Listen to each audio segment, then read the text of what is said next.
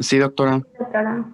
Perfecto. Bueno, entonces, bueno, vamos a hablar de vacunación. Yo no está propiamente en el temario, pero sí me interesa que lo tengan claro porque ustedes, pues bueno, van a salir a vacunar propiamente, ¿no? Y ahorita pues lo estamos viendo, que seguramente como ustedes son un punto de referencia para mucho de sus familias, entonces sí es importante que tengan como algunos conceptos inmunológicos muy claros a este respecto. Entonces acuérdense que dentro de lo que se busca con vacunación, pues bueno, es prevención. Entonces, lo que queremos es prevenir enfermedades y en este punto, sobre todo ahorita en un momento de pandemia que les tocó vivir, pues bueno, tratar de lograr una inmunidad colectiva, ¿no? Sabemos que, bueno, dentro de los principios de la vacunación, pues es estimular la respuesta inmunitaria adaptativa protectora, ¿sí? Es tratar de generar células de memoria específicas para determinada infección para tratar de contenerla de una manera más eficiente y más rápida en un siguiente contacto. Entonces, sabemos que la infección natural pues nos va a inducir respuestas no tan rápidas, pero si nosotros ya tenemos un antecedente de una vacunación y posteriormente tenemos la infección, pues esto sí nos va a favorecer en tiempo una respuesta más rápida y vigorosa, ¿de acuerdo? Sabemos que en la vacunación, pues lo que se pretende es administrar formas inocuas, es decir, no dañinas del inmunógeno, ¿de acuerdo? Ahorita me llama mucho la atención que confunden mucho lo inocuo con lo orgánico y rollos de estos, pero no, acuérdense que inocuo es no dañino, ¿de acuerdo? Y estas formas inocuas del inmunógeno, pues principalmente son microorganismos inactivados o modificados o fragmentos o toxoides, etcétera. Sabemos que hay ciertas inmunógenos que requieren, que bueno, no son tan inmunógenos y requieren ciertos adyuvantes para potenciar la respuesta inmunológica y bueno, lo que se trata es de que sean seguras, accesibles y que sí nos generen en la mayor parte de la población una inmunidad. Entonces, tenemos diferentes tipos de preparaciones antigénicas. Aquí, por ejemplo, podemos ver organismos vivos, que pues obviamente lo que se trata es los atenuados. Tenemos incluso de la misma infección, podemos tener vacuna de un virus atenuado y de un virus muerto. Por ejemplo, el caso es la Sabin, que es un virus vivo atenuado. Su versión del virus muerto, pues es la Salk, ¿sí? Y ambas me protegen contra poliomielitis. Vemos que tenemos algunas vacunas que van a estar formadas por fragmentos subcelulares, algunas por toxoides. Los toxoides son unos inmunógenos muy, muy potentes. Y vamos a ver que, bueno, algunas van a estar basadas en DNA recombinante. Actualmente sabemos que incluso ya tenemos vacunas anti-RNA mensajero, bueno, con RNA mensajero y ya actualmente, bueno, se están intentando hacer algunas como antibiotipo, ¿de acuerdo? Ya específicamente el sitio que genera, que despierta la respuesta inmune. Entonces aquí vemos, por ejemplo, en las vacunas de virus vivos atenuados. Entonces, ¿qué es lo que se hace? Bueno, se selecciona la cadena del virus, o la cepa más bien del virus contra el que se quiere generar la inmunidad. Y bueno, se va, digamos, cultivando en diferentes generaciones para tratar de obtener un virus débil, el cual, bueno, pues es inyectado en la persona y, bueno, se trata de que se despierte una respuesta inmunológica. Obviamente hay que tener mucho cuidado con estas vacunas de virus vivos atenuados porque en un paciente inmunocompetente se va a detener en este punto la infección propiamente, porque ahí lo que se está haciendo es una infección atenuada, pero finalmente es una infección. Entonces, ¿en qué pacientes se imaginan que no podemos administrar este tipo de vacunas? Inmunodeprimidos. Inmunodeprimidos. Exacto. Entonces, mucho cuidado siempre que ustedes apliquen una vacuna, como consejo, siempre pregunten, oiga, ¿es la primera vez que se le aplica? Previamente no le ha dado problema. ¿Qué enfermedades y qué medicamentos tiene? ¿De acuerdo? Porque sí, si ustedes no tienen cuando menos esas preguntas claras, pueden meter al paciente en un riesgo. ¿Ok? Y finalmente, quien aplica la vacuna y quien legalmente es el responsable son ustedes. Por otro lado, tenemos las vacunas inactivadas, en donde, bueno, pues propiamente se inactiva completamente este patógeno y, bueno, se produce la vacuna. Entonces, aquí lo que se pretende, pues, es que se despierte una respuesta inmunológica. Obviamente, ¿cuál creen ustedes que me dé mejor respuesta inmunológica? ¿La de virus atenuado o la de virus inactivo? ¿Atenuado? La atenuada, ¿no? Sí, sí, pero el riesgo es mucho mayor. ¿De acuerdo? Entonces, pero bueno, de todas maneras, pues esta es una muy, muy buena opción para que el sistema inmune comience a generar células de memoria. ¿De acuerdo? Y bueno, por otro lado, tenemos las vacunas de subunidades o de conjugados del patógeno. Entonces, aquí vemos cómo, bueno, se inyecta este material que solamente son pequeños fragmentos, por ejemplo, digamos en el caso de la Novavax, ¿no? Que tenemos ahorita para COVID. Entonces son ciertos fragmentos de las proteínas estas de las spikes. Entonces aquí vemos cómo se introduce y bueno, se trata de generar una respuesta específicamente contra este fragmento que se sabe que bueno, es inmunógeno y que es importante bloquear para que bueno, el virus no pueda penetrar la célula y generar infección. Entonces, esto es importante que lo tengan bien claro, cuáles son las vacunas de virus vivos atenuados. Entonces, acuérdense la polio, pero bueno, pues la polio, la Sabin específicamente, ¿de acuerdo? Porque la Salk, que es la que se aplica, la Sabin es la que es en gotitas. La Salk es la que es virus muerto, entonces incluso en pacientes con inmunosupresión sí se podría aplicar Salk, no Sabin, ¿de acuerdo? Y en el caso, bueno, de las vacunas de sarampión, parotiditis, rubiola, etcétera, estas también son virus atenuados y son muy, muy efectivas. De hecho, pocas dosis se requieren para tener una inmunidad como a largo plazo. La fiebre amarilla, la varicela y hepatitis A. Y es importante que ustedes sepan esto porque sí es frecuente que luego aplican la vacuna y les habla la mamá y les dice, oiga, es que sabe que mi hijo tiene fiebre o le salieron algunas ronchitas o así. Y de repente ya le empiezan a meter como toneladas de medicamento y eso puede ser un efecto de la misma vacuna, ¿de acuerdo? Entonces siempre hay que aclararle a la mamá que puede ocurrir eso para que ella no se angustie, ¿de acuerdo? Y para que esté, bueno, prevenida ante la presencia de estos síntomas, ¿sí? Entonces pues me pueden simular un poquito la infección natural de la enfermedad. Es muy raro, pero puede ocurrir. Y bueno, en el caso de las bacterias, bueno, pues tenemos el ejemplo de la tuberculosis.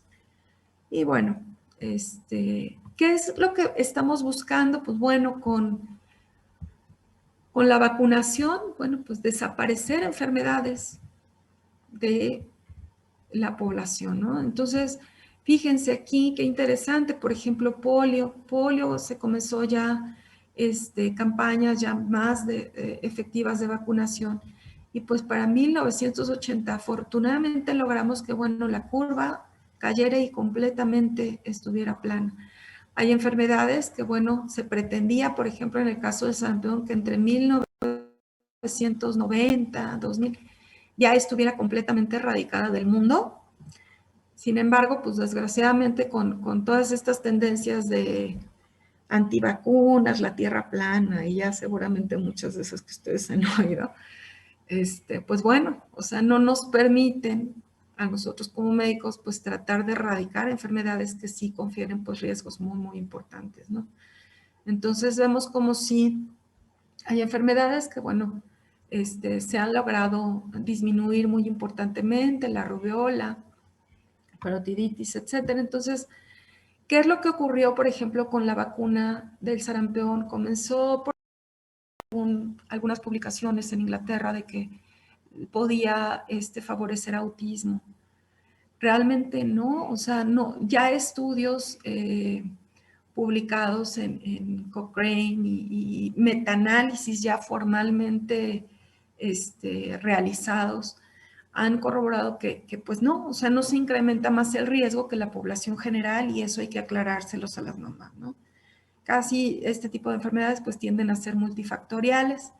Desgraciadamente, pues en vista de que se dejó de vacunar a muchos niños contra el sarampión, bueno, comenzamos a ver un incremento muy importante en la incidencia de este tipo de enfermedades, ¿no? Aquí, por ejemplo, un reporte de la Organización Mundial de la Salud, vimos cómo hubo pues un incremento para noviembre del 2018 del 17 de 3.700 casos al 18 de 17.298 casos. Entonces, muchas veces este tipo de conductas, pues bueno, no se miden las consecuencias tan graves que puede llegar a tener. Y eso lo vemos pues en países de tercer mundo, también en los de primer mundo. Aquí vemos, por ejemplo, Alemania, donde también empezaron a tener mucho problema en general en Europa y en general en México también estamos teniendo actualmente este problema de sarampión, porque pues bueno, realmente nosotros, yo sí les puedo decir que bueno, el esquema de vacunación de México es bueno, es realmente bueno. Desgraciadamente pues se ha dejado de invertir en él y bueno, pues se ha dejado de vacunar muy importantemente. Fíjense aquí, cómo les ponen, por ejemplo, en el caso de sarampión, de 2016 a 2019, bueno, como teníamos como una cierta tendencia más o menos a bajar y más o menos en el 2018 y bueno, vamos a ver más adelante porque ahorita con lo de la pandemia desgraciadamente mucha gente ha dejado de llevar a los niños a vacunar y eso no lo vamos a ver ahorita, lo vamos a ver el próximo año y los que siguen, de un incremento seguramente en la prevalencia. Hay que insistir muchísimo en la cobertura de vacunación de los niños.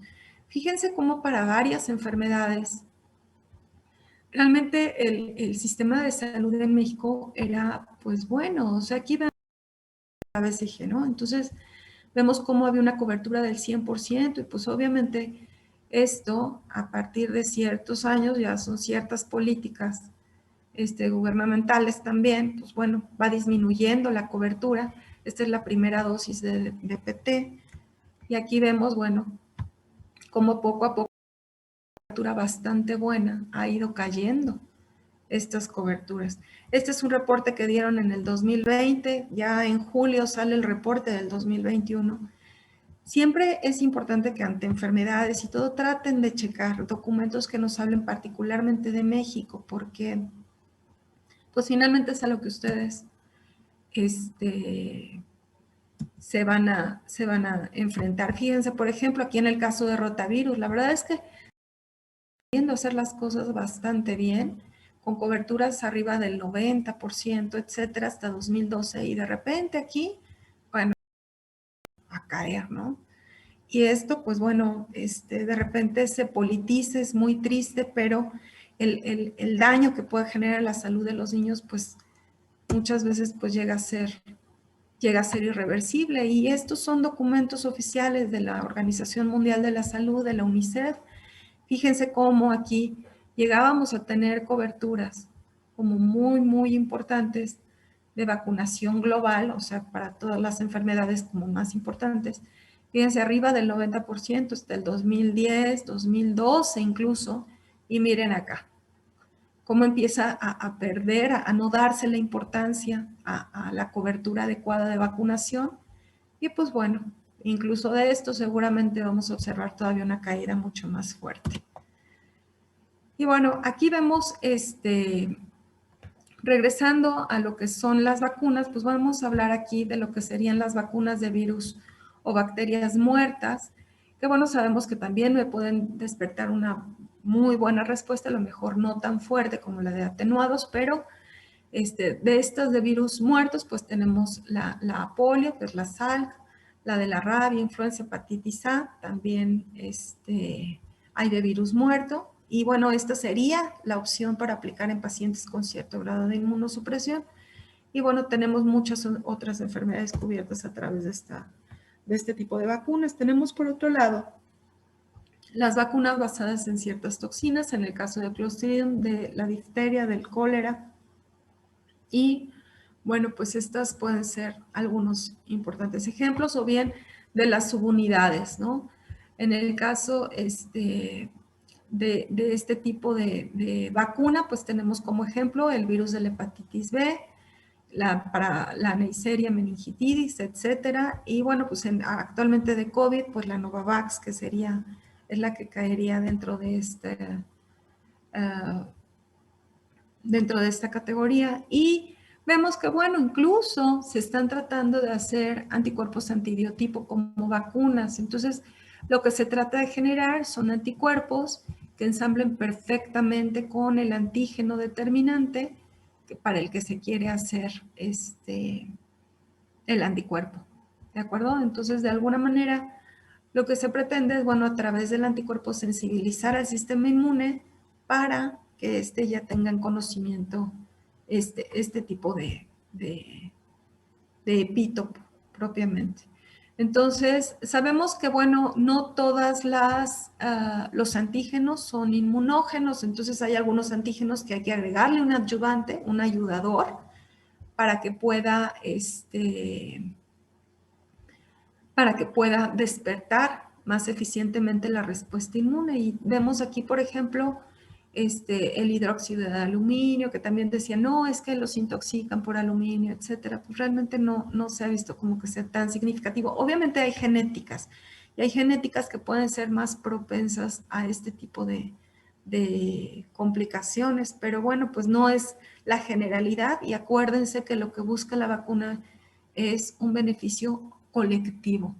Ya dependiendo de cada paciente, ahí tendríamos que irnos a cuestiones ya más específicas. Entonces, sabemos que, bueno, hay incluso pues vacunas DPOT, que son como con un efecto como mucho más prolongado.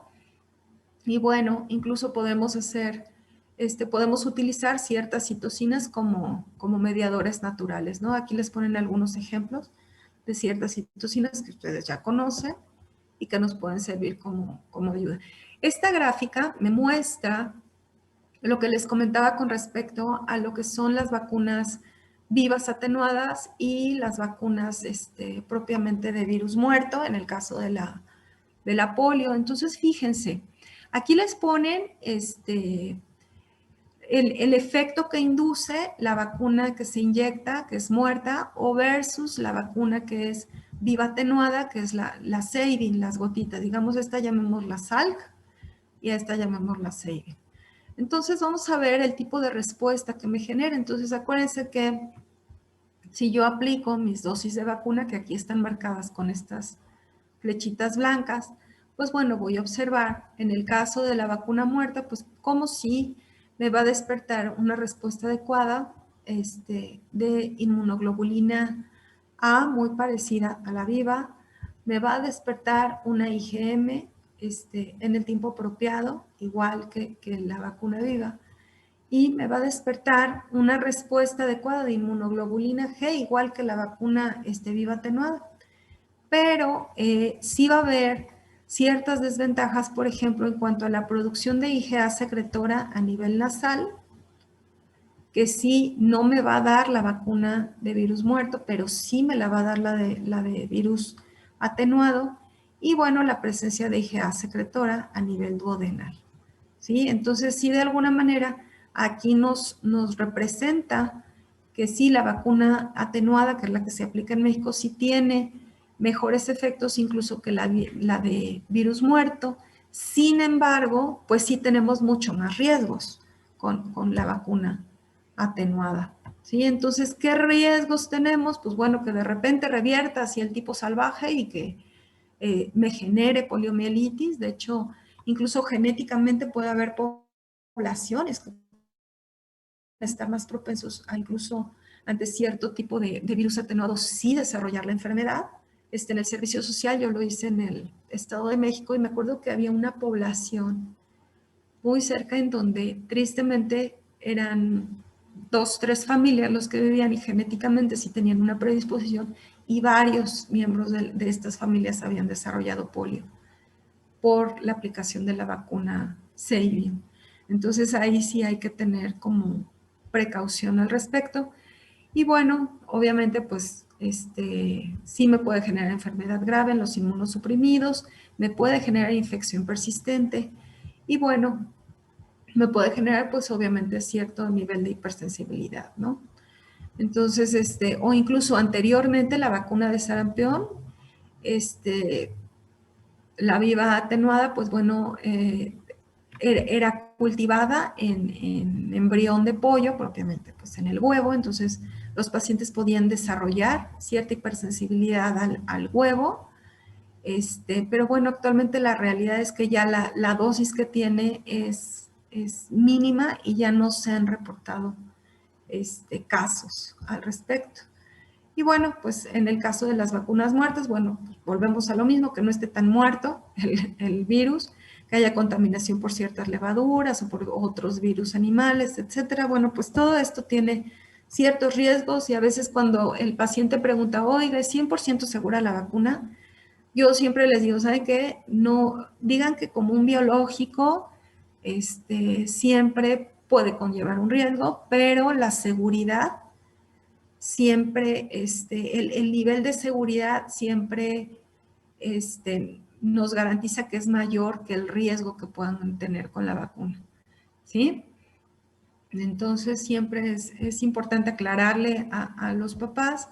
Y bueno, pues aquí vemos las vacunas pues más frecuentemente utilizadas.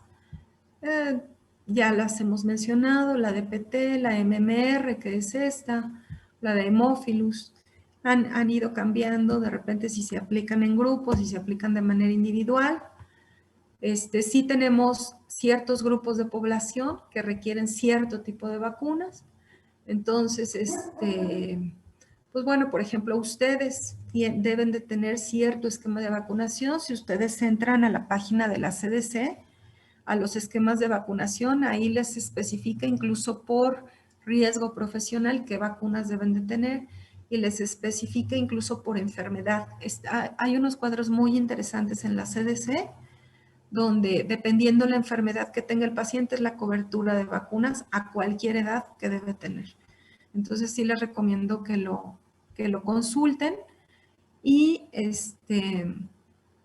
bueno, eso hablando de lo que sería inmunización pues propiamente activa. Tenemos por otro lado la inmunización pasiva en donde, bueno, podemos dar sueros como para contener de manera provisional, pero pues sí mucho más rápido la enfermedad.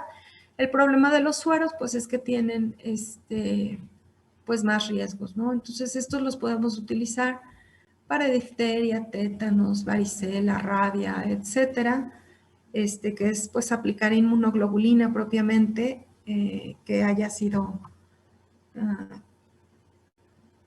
fabricada o para contra ese tipo de enfermedad.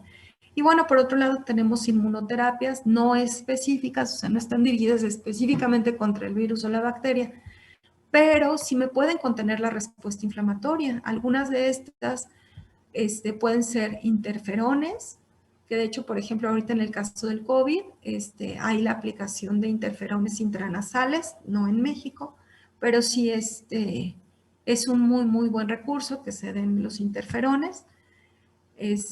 O bien se pueden utilizar ciertos inhibidores de citocinas, como antagonistas de TNF, antagonistas de interleucina 1, que vemos que tienen mucho que ver en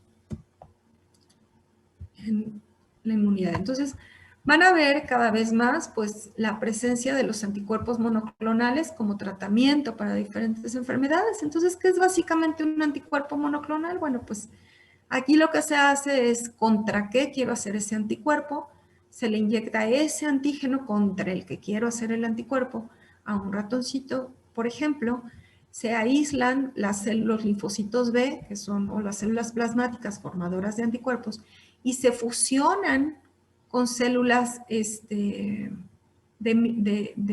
tumorales, ¿no? ¿Cuál es la ventaja que tiene esta fusión? Bueno, pues esta célula va a tener la especificidad que yo necesito de formar anticuerpos y no va a tener un tope de replicación, o sea, se va a replicar como lo quita y me va a producir todos los anticuerpos que yo quiera utilizar para el tratamiento de esta enfermedad. Entonces, digamos que aquí lo que estamos haciendo es un hibridoma, ¿de acuerdo? En donde, bueno, tengo una especificidad deseada y tengo una capacidad de replicación, pues infinita, ¿no? Tenemos diferentes tipos de anticuerpos monoclonales. Esto, acuérdense que es bien importante saber cuál es cuál, porque también de esto va a depender qué tanto riesgo de efectos secundarios me pueda dar. Ahorita, pues el anticuerpo monoclonal ideal, pues sería el humano, ¿no? El humano, en donde el 100% pues es proteína humana. Cuando nosotros decimos humanizado, es que es 90% proteína humana, 10% proteína animal. Cuando decimos, no, es que este anticuerpo es quimérico, bueno, pues quiere decir que hay 33% tiene de proteína animal, lo cual quiere decir que 67% es proteína humana, y el murino, bueno, que finalmente el 100% pues es proteína animal, ¿no? Entonces, mientras más se despegue del humano, pues bueno, va a ser más antigénico. Entonces, a veces vamos a tener problema por el mismo anticuerpo, lo cual, pues no se pretende. Actualmente se trata más de que sean humanos o humanizados, idealmente. Entonces, los anticuerpos monoclonales pues van a tener diferentes aplicaciones, nos van a servir en pruebas diagnósticas y nos van a servir como tratamiento para diferentes enfermedades. Entonces vamos a ver que desde 1975, 1980, que comenzaron ya a comercializarse estos anticuerpos monoclonales, pues bueno, han ido incrementando en cantidad. Muchos se han producido. Algunos son para tratamiento de alergia, algunos son para tratamiento de cáncer, algunos para enfermedades autoinmunes, etcétera. Pero bueno, pues tenemos una gran cantidad de anticuerpos monoclonales, que son tratamientos pues muy interesantes.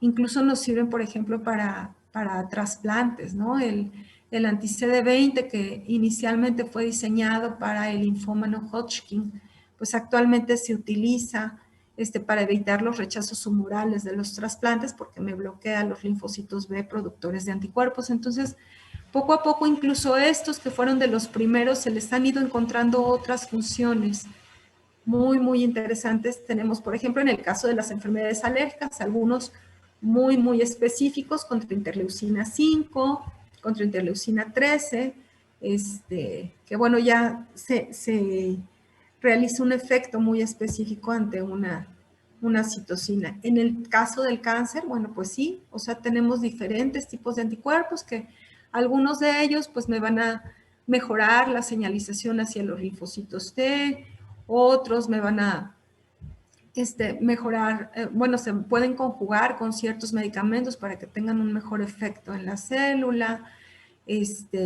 Algunos me van a servir como para radioetiquetar estas células y poderlas destruir más fácilmente, etcétera. Entonces, bueno, vamos a tener diferentes anticuerpos monoclonales. Este sería el top 10 de los anticuerpos monoclonales que más se comercializan. De hecho, aquí imagínense la cantidad de billones de dólares que llega a generar la aplicación de estos, porque cada vez se utilizan más. Y por ejemplo, fíjense, el Humira que es el que más se ha estado vendiendo y bueno, se utiliza como tratamiento contra artritis reumatoide, pero también contra artritis psoriásica, espondilitis anquilosante, enfermedad de Crohn, colitis ulcerativa. Entonces, Afortunadamente ya muchos de estos ya tienen más de una aplicación. Y bueno, pues hablando de COVID, pues no se quedan atrás. Entonces aquí tenemos ya algunos que han surgido para el tratamiento de COVID. Recientemente, ahorita en el mes pasado, se autorizaron el Bamlanivimab, parecen trabalenguas, el Casirivimab y el Indevimab, ¿no? Entonces, como protectores, realmente generar un anticuerpo monoclonal es más fácil que generar una vacuna. Entonces, es por lo que se pretende al menos iniciar tratamiento con esto, en lo que se tiene la vacuna lo suficientemente efectiva para contener la infección, ¿no? Entonces, bueno, ¿qué es lo que se hace? Bueno, lo que se pretende con algunas vacunas es inyectar un virus atenuado y, bueno, tratar de generar pues una respuesta, un virus muerto, o bien generar ciertos anticuerpos neutralizadores específicos. Aquí, pues sobre todo contra la proteína que más se ha tratado de intervenir es contra la spike o la espícula, y pues se ha tratado de generar anticuerpos que bloqueen o que se fijen a esta proteína spike para que no pueda llegar a su receptor de membrana, o incluso anticuerpos contra el receptor de membrana para que no pueda entrar, no pueda tener este contacto con la proteína S, que es la que permite la entrada del virus a la célula, ¿no? Y bueno, pues realmente ahorita dentro de las vacunas que más se están aplicando, están las Pfizer, la vacuna Pfizer, la Moderna, que lo que utiliza pues es nanopartículas lipídicas que contienen el RNA del virus. Entonces, digamos que el RNA del virus está empaquetado, ¿no? Entonces, son nanopartículas lipídicas que, pues, al ser lipídicas, pueden entrar fácilmente a través de la membrana celular, favorecen la producción de material genético del virus en el ribosoma, pero pues un material genético que no me va a generar más virus, sino que simplemente me va a favorecer la presentación de este virus hacia el exterior a través del MHC clase 1, y bueno, pues para que el sistema inmune comience a reconocer la presencia de este virus. Desafortunadamente, pues bueno, todavía no se tienen los estudios suficientes para ver cuánto tiempo de inmunidad nos dan, por lo que sí se sugiere que a pesar de que la gente esté vacunada, siga con medidas de protección, porque si bien a lo mejor al que está vacunado no le va a pasar gran cosa, las personas alrededor de él, si esta persona vacunada adquiere la infección, aunque no tenga síntomas graves, puede sí propagar el virus, ¿no? Tenemos muchas, digamos, proyectos de vacuna, pero pues bueno, ahorita las autorizadas en Estados Unidos son básicamente estas tres, que es Moderna, Pfizer y Johnson. Bueno, Astra también ya estaba en proceso, nada más que ahorita con lo que surgió de las últimas noticias de que generaba hipercoagulabilidad, etcétera, pues se detuvo. Pero fíjense, este cuadro está muy interesante porque les pone específicamente el antígeno contra el cual está dirigida esa vacuna. Estas dos son mRNA. Esta, fíjense, Johnson es un vector viral, que normalmente es un adenovirus. Y vamos a ver que aquí les ponen, bueno, los almacenamientos, ¿no? Las dosis que tienen que aplicarse. Y esta parte me gusta porque fíjense, por ejemplo, la eficacia contra el COVID-19 es severo. Entonces, fíjense que pues realmente la eficacia, por ejemplo, de la de Moderna es al 100%, desde los 14 días después de la segunda dosis. Entonces, la realidad es que es bastante buena. Incluso la eficacia se logra bastante bien al 92% después de la primera dosis. O sea, es una vacuna que es efectiva, es rápida, ¿sí? ¿Cuánto tiempo más allá confiere la inmunidad? Pues todavía no se sabe, pero bueno, parecería ser un buen recurso. Johnson, la gran ventaja pues es que no requiere ese nivel de congelación que ocupan estas dos. O sea, Pfizer ocupa un menos 80 grados centígrados, Johnson, pues no tanto, de hecho se puede conservar entre 2 y 8 grados centígrados hasta por 3 meses. Entonces no requiere tanta infraestructura para su traslado y pues sí, aquí lo que sí nos confiere no una protección tan buena contra COVID severo, pero pues bastante decente, ¿sí? 85% a los 28 días, pero sí se llega a incrementar al 100% después de casi los 2 meses.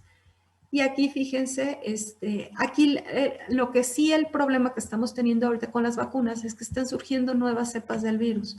Entonces, de repente, pues de las 3 variantes, como ya bien establecidas que se tienen hasta ahorita, pues puede ser que no me proteja tan adecuadamente. Si se fijan por aquí, por ejemplo, aquí, Johnson y Johnson, pues bueno, se ha demostrado que es de las que como que más se ha estudiado, que da una protección al 66% en Latinoamérica, al 57% en Sudáfrica, que es donde está la otra variante del virus. Y bueno, pues aquí vemos las otras variedades de vacunas, la Sinovac, que también se está aplicando en México, que es con virus inactivado, pero bueno, pues todavía no sabemos muy bien su eficacia, ¿no? Y por consiguiente, pues tampoco sabemos cuánto más va a durar la inmunidad. Entonces todavía requieren como más estudios para ratificar pues estos datos. No sé si tengan alguna duda.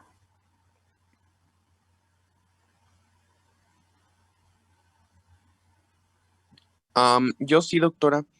Sí. Es que quería preguntarle algo porque fíjese que el otro día vi en las noticias e incluso vi un par de notas ya en internet de que ya hay una nueva vacuna contra el VIH, pero no sé qué tan factible sea o qué tan verdadero sea.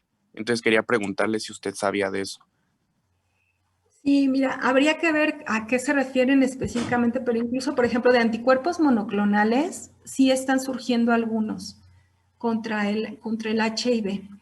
Pero hay que tener mucho cuidado con esas noticias. Hay que hacer pruebas, porque mira, por ejemplo, tan solo lo podemos ver este, ante el COVID, ¿no? O sea, muchas cosas salen en las noticias como que ya la solución y ya encontramos la respuesta, pero hasta que no estén autorizadas por organismos certificadores como la FDA o el organismo europeo, no se puede dar como tal, no se puede como recomendar. Déjame checarlo. ¿Te acuerdas del nombre? La verdad no, doctora, solo recuerdo que la estaban haciendo probando en Ver. España.